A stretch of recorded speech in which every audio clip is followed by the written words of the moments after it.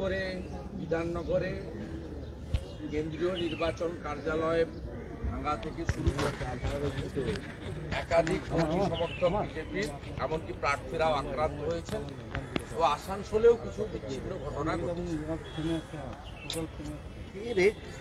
আমরা ইতিমধ্যে বিশেষ করে বিধাননগর পৌর কর্পোরেশন নির্বাচনে প্রত্যেকটা বুথে টাইমার লাগানো তার যুক্ত কলকাতা কর্পোরেশন ভোটে যেমন তার খোলা সিসিটিভি ছিল তেমন নয়, তার যুক্ত টাইমার লাগানো সিসিটিভি এবং সিএপিএফ সেন্ট্রাল প্যারামিলিটারি ফোর্স দিয়ে ভোট করানোর আবেদন মহামান্য কলকাতা আদালতে আমরা আগে করেছিলাম।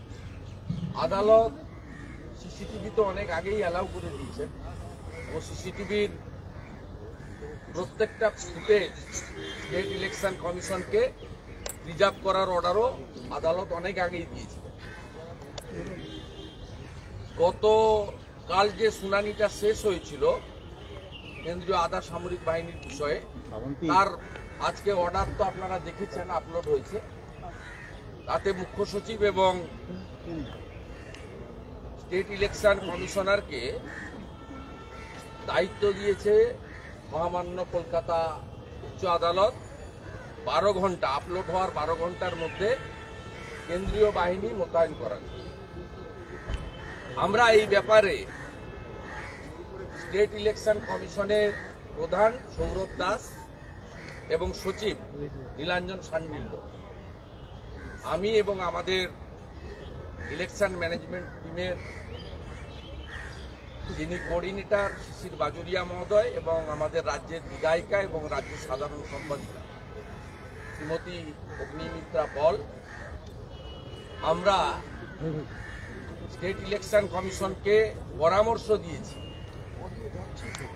যে আপনারা আধা সামরিক বাহিনী ডিপ্লয়মেন্ট বিধাননগর দিয়ে শুরু করুন এবং ভোটারদের আস্থা অর্জন করুন, নইলে এই সাংবিধানিক প্রতিষ্ঠানের বদনাম হতে আর কিছু বাকি নেই।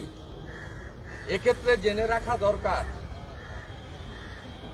2013 সালে যখন সুপ্রিম কোর্ট সম্মানীয় মীরা পান্ডে যখন ছিলেন তখন 400 কোম্পানি দিয়ে তখনকার যে কেন্দ্রীয় সরকার ছিল ইউপিএ 2, তারা কিন্তু টাকা দিতে বলেছিল পশ্চিমবঙ্গ সরকার।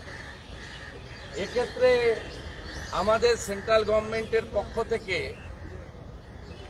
যারা ছিলেন আমাদের অ্যাডিশনাল সলিসিটর জেনারেল, তারা বলেছেন কলকাতা এবং পার্শ্ববর্তী এলাকায় 4 ঘন্টার মধ্যে আর জেলাতে 24 ঘন্টা সময় দিলে কেন্দ্রীয় সরকার, কেন্দ্রীয় গৃহ মন্ত্রক তারা কিন্তু সিএপিএফ স্টেট ইলেকশন কমিশনকে দিয়ে হেল্প করতে পারে।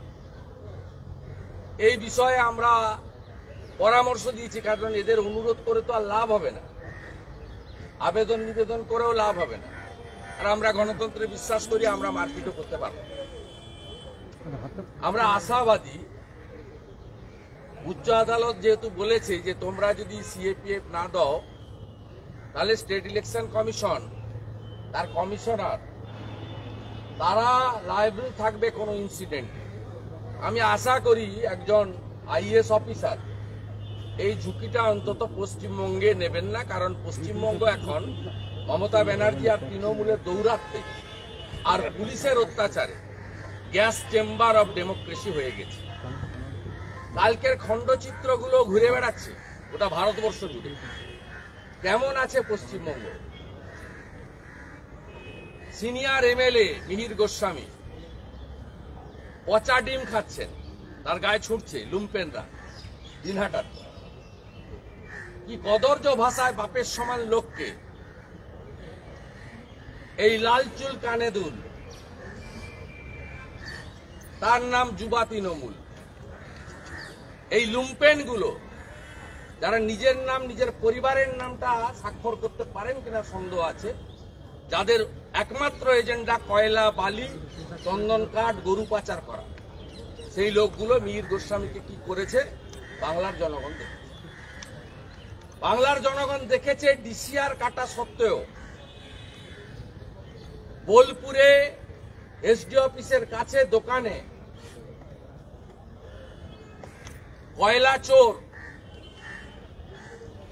পোস্টপোল ভায়োলেন্সে খুনে নেতৃত্ব দেওয়া বীরভূমের তৃণমূলের এক কালোয়ার তার অঙ্গুলি হেলনে কিভাবে বোলপুরে ডিসিআর কাটা বিজেপি প্রার্থীদের আটকে রাখা হয়েছে এই ভিডিও ফুটেজ বাংলার গণতন্ত্র প্রিয় জনগণ দেখেছে। একই কায়দা সাইকিয়াতে করা হয়েছে। ঘুষ করাতে দুজন প্রার্থী 3টার আগে এসে রিসিট নেওয়া সত্ত্বেও তাদের নমিনেশন করতে দেওয়া হয়নি। এমওআর বলছেন 4:15-তে এসেছে। ঠিক একই কায়দায় পোস্টপোল ভায়োলেন্সে আরেকজন বড় খুনি যিনি কয়লা ভাইপোর আশীর্বাদ ধন্য সেই জাহাঙ্গীর খান, তিনি দাঁড়িয়ে থেকে বজবজে কোনো বিরোধী প্রার্থীকে নমিনেশন করতে দেননি। 2018 সালে 34% পঞ্চায়েতের সিট বিনা প্রতিদ্বন্দ্বিতায় জিতেছিল এই তোলামূল পার্টি। পশ্চিমবঙ্গের মানুষ 2019-এর লোকসভা ভোটে কেন্দ্রীয় বাহিনী যখন ছিল বুথে বুথে তার যোগ্য জবাব দিয়েছে। আমরা আশা করব যখন মানুষ সুযোগ পাবে এই বিনা প্রতিদ্বন্দ্বিতায় জেতা বিরোধী প্রার্থীদের আটকে রাখা ডিসিআর কাটা সত্ত্বেও এখন বলছে প্রার্থী খুঁজে পাইনি, আমরা কি করব? প্রত্যেকটা এলাকাতে বিজেপির প্রার্থীদের ডিসিআর কাটা আছে। জেনারেল 500 আর রিজার্ভ সিটে 250 টাকা। সমস্ত ডিসিআর এর কপি আমাদের হাতে আছে। তা আমরা সমস্ত প্রার্থীর ডিসিআর কাটার পরেও নমিনেশন করতে পারিনি। আমরা ইলেকশন কমিশনারকে বলেছি যে আপনাকে ভোট বাতিল করতে হবে, ওই জায়গায় আপনাকে সাঁইথিয়া, বোলপুর, বজবজে, দিনহাটাতে ভোট বাতিল ঘোষণা করতে হবে। আপনার সরকার 1.5 বছর 2 বছর পরে ভোট করছে। এক একটা মিউনিসিপ্যালিটি ডিউ হয়ে গেছে 2 বছর 3 বছর, আরো নয় 6 মাস পরে ভোট করবেন। এ দাবি আমরা করেছি। আমরা জানি ফ্রন্টাল অর্গানাইজেশন অফ টিএমসি, তার শাখা সংগঠন হচ্ছে স্টেট ইলেকশন কমিশন, আর তার কমিশনার হচ্ছে 14 তলার নির্দেশের অপেক্ষায় থাকেন। তাই তার কাছ থেকে এগুলো কিছু পাওয়া যাবে না। রাস্তায় দাঁড়িয়ে প্রতিবাদ করা এবং আইনি লড়াই করাই হচ্ছে বিকল্প পথ। তাই আজকে উত্তর কলকাতা ভারতীয় জনতা পার্টি, রাজ্য বিজেপির যুব মোর্চা, তারা 3 দফাতে বিক্ষোভ দেখিয়েছেন। আর কলকাতা পুলিশ কালীঘাটের নির্দেশে কারোর জামা ছিঁড়েছে, কারো কলার ধরেছে, চোর ডাকাতের মতো চ্যাংদোলা করে তাদেরকে তুলেছে। মহিলাদের পর্যন্ত মেল পুলিশদের দিয়ে ধাক্কাধাক্কি, গায়ে হাত দেওয়া হয়েছে। এবং দক্ষিণ কলকাতা জেলা পার্টির পক্ষ থেকে 3 দফাতে মোট আমাদের কর্মী সমর্থকরা কোভিড প্রোটোকল মেনে তারা বিক্ষোভ দেখিয়েছেন, কিন্তু তাদের ডেপুটেশন দেওয়ার সুযোগ দেওয়া হয়নি, তাদের প্রতিনিধিদের অ্যালাউ করা হয়নি। আমরা আসতে চেয়েছিলাম 3টে থেকে, আমাদের টাইম দেওয়া হয়েছিল 4:30টায়। প্রথমে 2 জনকে অ্যালাউ করা হয়েছে, পরবর্তীকালে শিশির বাজরিয়ার নির্দেশে 3 জনকে অ্যালাউ করা হয়েছে। বিজেপিকে এত ভয় কেন? স্টেট ইলেকশন কমিশনারের সামনে 5টা চেয়ার আছে, 5টা লোককে অ্যালাউ করলে ক্ষতি কিছু হতো না। বিজেপিকে ভয় পাচ্ছে, মানুষকে ভয় পাচ্ছে। পশ্চিমবাংলার গণতন্ত্র বিপজ্জনক জায়গায় যাচ্ছে। গ্যাস চেম্বার অব ডেমোক্রেসি হয়ে গেছে পশ্চিমবঙ্গ। এবং জাতীয় মানবাধিকার কমিশনের যে ভাষা, এখানে আইনের শাসন নয়, শাসকের আইন চলছে। স্থানীয় স্তরের নির্বাচনে 18 সালের প্রতিধ্বনি আমরা শুনতে পাচ্ছি। আর বাকি কিছু বিষয় ছিল, আমরা বলেছি রাজ্য সরকার, তার মুখ্যমন্ত্রী প্রত্যেক দিন মডেল কোড অফ কন্ডাক্টকে ভাঙছেন। 3 তারিখে এসপিডিএমদের দিয়ে মিটিং করেছেন। স্টেট ইলেকশন কমিশনার বলছেন যে মিউনিসিপাল এলাকার বাইরে এসপিডিএমদের মিটিং করতে পারেন, কলকাতাতে এমসিসি নেই। তাহলে ডিএম এসপিদের নিয়ে স্টেট ইলেকশন কমিশন মিটিং করে কেন নির্বাচনের নির্ঘণ্ট বা ইত্যাদি ব্যবস্থাপনা করছেন? তাদেরকে ভোটের কাছ থেকে তাহলে সরিয়ে দেওয়া উচিত। পাট্টা বিতরণ করা হচ্ছে বিশেষ করে উত্তরবঙ্গের পৌরসভাগুলোকে প্রভাবিত করার জন্য।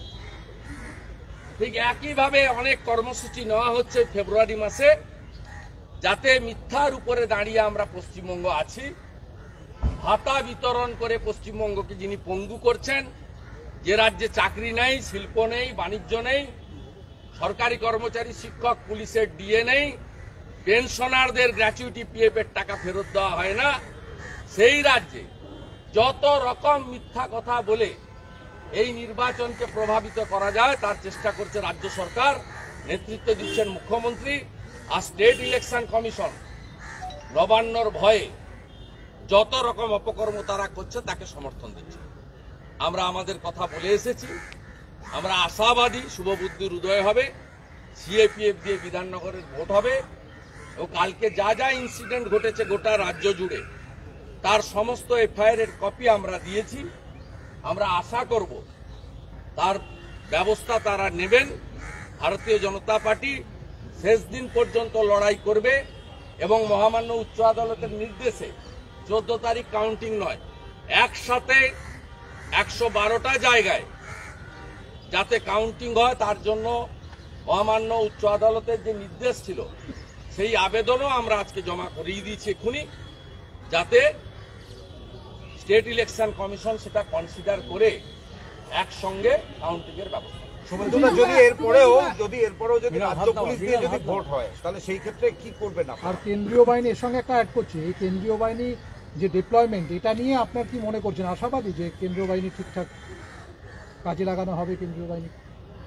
না, ডিপ্লয়মেন্টটা আমরা চেয়েছিলাম কোর্টে। মহামান্য কোর্ট বলেছেন 12 ঘন্টার মধ্যে সিএসকে এবং এসিসি কে কমিশনারকে বসে এটা ডিসিশন নিতে। আমরা উনাকে অনুরোধ করি, আমি বলেছি কোর্টের অর্ডারটাকে সম্মান দেন। এর আগে আপনি সম্মান দেননি। কোর্ট বলেছিল 4 থেকে 6 সপ্তাহ ভোট পিছাতে, আপনি কারোর নির্দেশে এখানে 3 সপ্তাহ করেছেন। যা আপনি কোর্টকে মানতে চাইছে না, তা এখানে বিরোধী রাজনৈতিক দলকে কেন মানবে? আমরা আশাবাদী নই। আমরা আশা করব উনি প্রথমবার যেটা করেছেন, কোর্টকে অমান্য করেছেন, এক্ষেত্রে কোর্টের সেন্টিমেন্টটাকে মর্যাদা দেবেন। কোর্ট যে গুরুদায়িত্বটা দিয়েছেন সেই মর্যাদাটা দেবেন। আর যদি সিএপিএফ না দেন, তারপরে যদি বিধাননগর, আসানসোল, চন্দননগর বা শিলিগুড়ির কোথাও গোলমাল হয়, তার দায় দায়িত্ব সরাসরি সৌরভ দাস মহোদয়ের কাঁধে যাবে, সেটাও কিন্তু কোর্ট বলে দিয়েছে। এবং আমরা আজ থেকে 6 বছর আগে বিধাননগরের ভোট দেখেছি। আমরা দেখেছি কিভাবে প্রাচীর ডিঙ্গিয়ে ঢুকে ঢুকে বুথ দখল। আমরা দেখেছি কমিশনার তখন ছিলেন একে সিং আইএস, তিনি মুখ্যমন্ত্রীর কথা শোনেননি বলে আলাপন বন্দ্যোপাধ্যায়কে রাতারাতি এখানে বসিয়ে আইওয়াজ দেওয়া হয়েছিল, ক্যামোফ্লেজ করা হয়েছিল। এগুলো দেখেছি এবং তার ফলশ্রুতিতেই কিন্তু 19 সালের লোকসভা ভোটে বিধাননগরে বিজেপি প্রার্থী 30,000 ভোটে গিয়েছিল। যত লোকাল ভোটে এই আপনার প্রার্থীদের আটকাবে, ভোটারদের আটকাবে, তত তৃণমূল কংগ্রেসের সর্বনাশ ঘনিয়ে আসবে। আপনারা শুনে রাখুন, দুর্গাপুর কর্পোরেশনের ভোটে লুট করেছিল। দুর্গাপুর কর্পোরেশনে 19 সালে 2টো বিধানসভায় 98,000 লিড নিয়ে সুরেন্দ্র সিং আলুওয়ালিয়া জিতেছেন। অতএব গণতন্ত্রে কখনো পেশি শক্তি শেষ কথা বলে না। এটা টেম্পোরারি একটা আনন্দ হতে পারে, কিন্তু পার্মানেন্ট পতনের সংকেত আমরা শুনতে পাচ্ছি। যোগী আদিত্যনাথ উত্তরপ্রদেশে বলেছেন ভোটাররা সাবধান হন, তা না হলে ওখানকার পরিস্থিতিও বাংলার মতো হবে। কাশ্মীরের কথা বলেছেন, বাংলার মতো হবে। আমি আপনাকে বলছি, যোগীজি শুধু মুখ্যমন্ত্রী নন, বিজেপির নেতা নন, নাথ সমাজের গুরুদেব। পশ্চিমবঙ্গে কয়েক লক্ষ নাথ সমাজের মানুষ থাকেন, যাদের কাছে মহারাজ হচ্ছেন যোগী আদিত্যনাথ। এবং পান্ডুয়া সহ পশ্চিমবঙ্গের একাধিক জায়গায় গোরখপুর মঠের শাখা আছে। তা পশ্চিমবঙ্গের যে সিচুয়েশন, বেকারদের ক্রন্দনধ্বনি থেকে শুরু করে যেভাবে বাংলাদেশ বর্ডার খুলে দিয়ে জামাত, হেফাজত, রাজাকার তাদেরকে ঢোকাচ্ছে, এ লোক জানে ডেমোক্রেসি চেঞ্জ হচ্ছে। যারা 1947 সালে 13% ছিল, আজকে তারা 30% হয়েছে। আমি আপনাকে উদাহরণ দিয়ে বলতে পারি, বঙ্গবন্ধু মুজিবুর রহমানের যে ফাঁসির আসামি মাজেদ, তিনি এইখানে পার্ক সার্কাসে 15 বছর কাটিয়ে দিয়ে চলে গেলেন ইংরেজির মাস্টার বলে। তাকে গত বছর এনআইএ ধরলো অজিত দাভালের নেতৃত্বে, তারপরে ফাঁসিতে ঝুলালো, ওখানে ফাঁসি কার্যকর হলো। কদিন আগে বারুইপুরে আব্দুল মান্নান এবং লালটু শেখ, তাদের কাছে 25টা এপিক কার্ড পাওয়া গেল।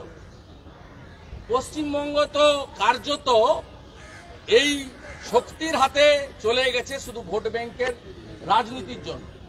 সিএ নিয়ে সংখ্যালঘু সমাজকে ভুল বুঝিয়ে করমণ্ডল এক্সপ্রেসে রুগীরা বাড়ি ফিরেছেন উলবেড়িয়াতে, গোটা ট্রেনে পাথর মারা হয়েছে।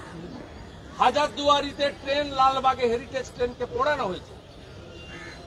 পার্ক সার্কাস অবরোধ করে রাখা হয়েছে দীর্ঘ 1 থেকে 1.5 মাস। 7 পয়েন্ট। এখানকার অবস্থা আমি বলি কাশ্মীরের থেকেও খারাপ। আর কাশ্মীর যদি মোদিজি, অমিত শাহজি সোজা করতে পারেন, বেঙ্গলও সোজা করবেন।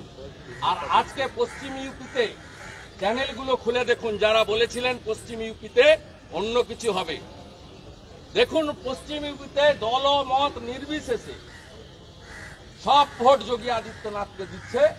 जो राम को लाया है यूपी उनको लाएंगे। ঠিক আছে, ওখানে কোনো সরকার ভরসা যে গরু মাংস রাস্তায় দাঁড়িয়ে খায় না, ওখানকার হিন্দুদের প্রতি আস্থা রাখতে পারে। বলছি যে 12 তারিখ যদি ভোট লুট হয়, তাহলে কি সেই জায়গায় আপনারা পথে নামবেন? আমরা কি করব? পার্টি আমরা কোন দিন পথে নামব? সেটিং অপোজিশন নয়, রিয়েল অপোজিশনের কাজ বিজেপি করছে, সর্বস্তরে করছে। এত প্রতিবন্ধকতা, আমাদের 150 জন হলে 1500 পুলিশ থাকে, বিকাশ ভবনে 5টা এমএলএ কে ঢুকতে আটকাতে 4000 পুলিশ থাকে। তা আপনারা দেখতে পাচ্ছেন পুলিশের কাজ, পুলিশ কাকে আটকাতে চায়। আর আমরা রিয়েল অপোজিশন হিসেবে গত 10 বছরের সেটিং অপোজিশন ছিল, বিজেপি হচ্ছে রিয়েল অপোজিশন। সেই রিয়েল অপোজিশনের কাজ আমরা করব, রাস্তাতেও থাকবো, বুথেও থাকবো, লড়াইতেও থাকবো, কাউন্টিং এর শেষ রাউন্ড পর্যন্ত থাকবো। আমাদের কাজ হচ্ছে তৃণমূল কংগ্রেসকে এক্সপোজ করা পশ্চিমবঙ্গের মানুষের কাছে, এবং এরা যে গণতন্ত্র মানে না, পোস্টপল ভায়োলেন্সে এটা যে একেবারে গণতন্ত্র শেষ হয়ে গেছে, এটা আমরা বিগত দিনেও প্রমাণ করেছি, আগামী দিনেও প্রমাণ। রাজ্য পুলিশ তো থাকবে, রাজ্য পুলিশ দিয়েও তো ভোট হবে, রাজ্য পুলিশও তো থাকবে। করবে ঠিক করতে দেন না, আপনি তাড়াহুড়ো করছেন। আর কয়েক ঘন্টার মধ্যে বলবে, তবে কালকে বলবো। সব্যসাচী দত্ত বলছেন আপনি তৃণমূলে ফেরার পেছনে দরজা খুঁজছেন। সব্যসাচী দত্ত বলছেন ওই রকম লোকের কথার উত্তর দিই না, আমার লেভেল আছে। মমতা ব্যানার্জিকে হারিয়েছি, মমতা ব্যানার্জি যেদিন বলবে তার উত্তর আমি দিয়ে দেবো। আজ মমতা ব্যানার্জি, আপনার নবান্ন রিপোর্টারকে বলবেন ডক্টর মমতা ব্যানার্জি, আমি মমতা ব্যানার্জিকে হারিয়েছি। মমতা ব্যানার্জি যেদিন এ সম্পর্কে বলবেন, আমি সঙ্গে সঙ্গে আপনাকে দিয়ে দিব। ওইসব পার্টি লোকদের কথার উত্তর আমি দিই না। शुभेंदु दा, योगी जी ने आज कहा है कि अगर बीजेपी को उत्तर प्रदेश में नहीं दिया गया वोट तो हाल बंगाल कश्मीर जैसे होगा, क्या कहेंगे? वो बहुत सही बात उन्होंने बोला है, अपनी उपलब्धि के ऊपर बात बताया है। बंगाल का हालत कश्मीर केरल से भी खराब है। यहाँ जो तुष्टीकरण का राजनीति चल रहा है, जो गुंडागर्दी चल रहा है, पोस्ट पोल वायलेंस में 55 भाजपा कार्यकर्ता को ये लोग मार दिया है। इसमें हमारी प्रत्याशी भी है मानव शाह मोगराहट। 1 लाख से ज्यादा हिंदू शरणार्थी होकर बंगाल से भागना पड़ा।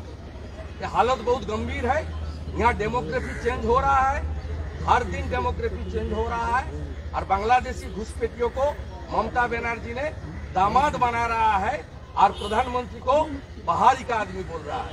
इसलिए बहुत सही बात बताया। कुणाल घोष का कहना है कि आप वापस मैं कोई चोर का बात का टेंशन नहीं देता, वो 3.5 साल अंदर में था। Ask Mamata Banerjee, if she said something, I will speak.